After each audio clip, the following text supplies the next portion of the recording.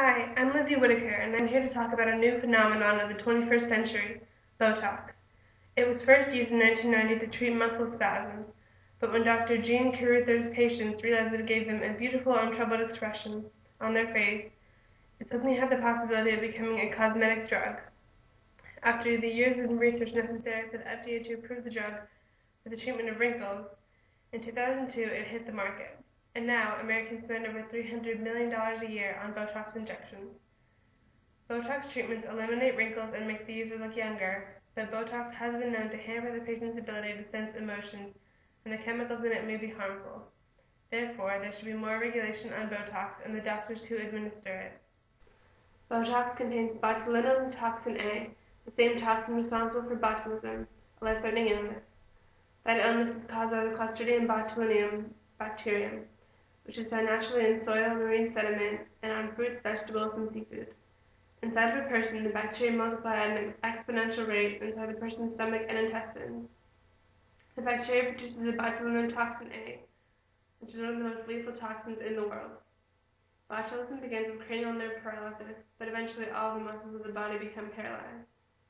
However, a typical dose of Botox does not poison the patient because the toxin in it is purified, meaning it does not contain living bacteria.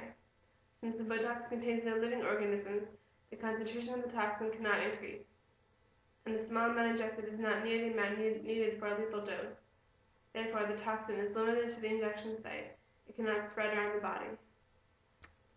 Botox, although it is more popular for its treatment of wrinkles, is actually more commonly used for its original purpose. The injections are used to treat the symptoms of disorders like tension headaches, Parkinson's, cerebral palsy, writer's cramp, excessive sweating, overactive bladder, and scars. What do all these disorders have in common? They all consist of some sort of muscle contraction or overstimulation, which is temporarily remedied by the Botox, which paralyzes the problem muscles. For those seeking to erase the wrinkles, the botulinum toxin paralyzes specific nerves that control facial muscles.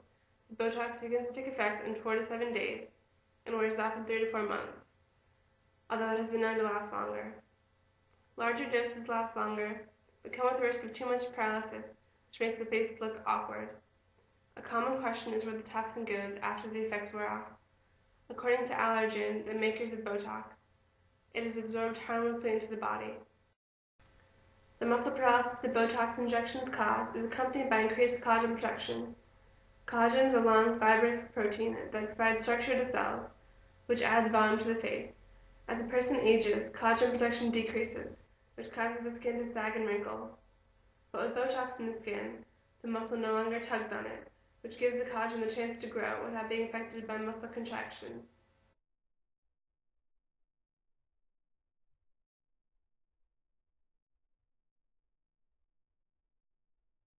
So what are we going to do today? I'm having Botox on my forehead and Juvederm and through my marionette thighs. Have you had those procedures done before? I have had Botox before with really great effect, and also, yeah, I've had the Juvederm put in through here before as well. Okay.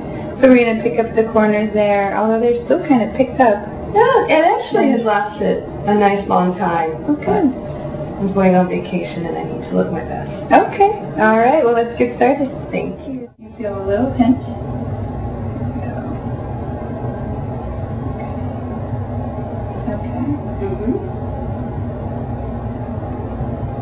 Try it down.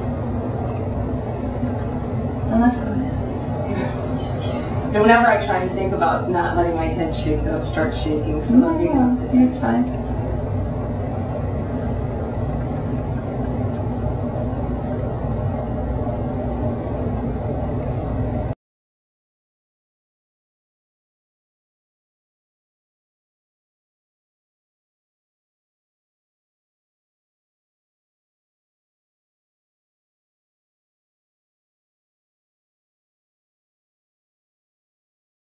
There are also numerous dangers that come with Botox injections. Although they are relatively painless and quick, as seen in the video, the treatment comes with warnings of serious side effects that can be life-threatening. Some of these side effects are problems with swallowing, speaking, or breathing, which can be severe and result in death. Another is the spread of toxin effects. which can cause serious symptoms like loss of strength, all-over muscle weakness, double vision, blurred vision, hoarseness or loss of voice, or loss of bladder control. People have also had allergic reactions to the treatments. The Botox before and after pictures shown now are both taken with the patient at maximum frown.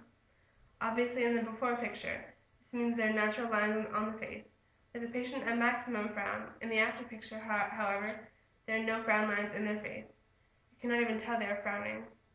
Therefore, Botox patients are less able to express emotion on their face after the treatment. This relates to studies done both at Columbia University and the University of Wisconsin-Madison, which determined that Botox patients are less able to sense emotion. Facial expressions send signals to the brain about how we are feeling. So when Botox patients experience emotions, they will feel them, but because their facial muscles are paralyzed, they cannot make the same expression that they could have done without the Botox. This means that the brain gets less sensory feedback from the facial muscles about what the face is expressing. In the studies done at the universities, two groups of people received treatments, one Botox and one Restylane, a cosmetic filler that does not paralyze facial muscles. They then filled in questionnaires about their emotional responses to positive and negative video clips before and after treatment. The researchers found that those participants who had received Botox showed an overall significant decrease in the strength of the emotional response. Therefore, they concluded that feedback from facial expressions may influence emotional experience.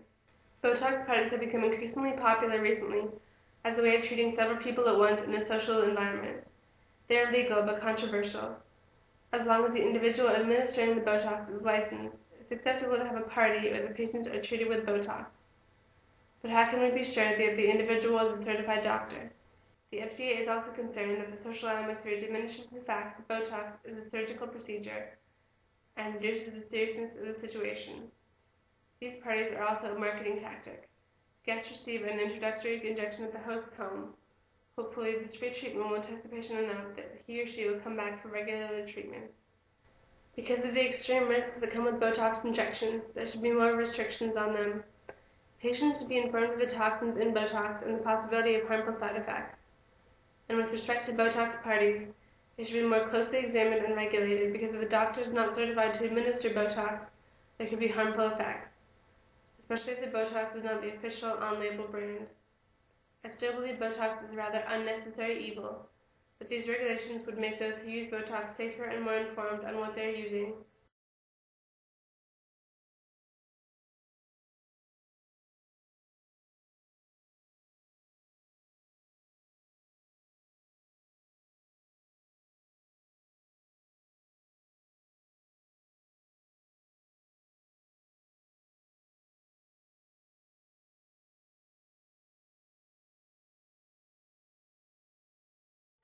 Because of the extreme risks that come with Botox injections, there should be more restrictions on them. Patients should be informed of the toxins in Botox and the possibility of harmful side effects.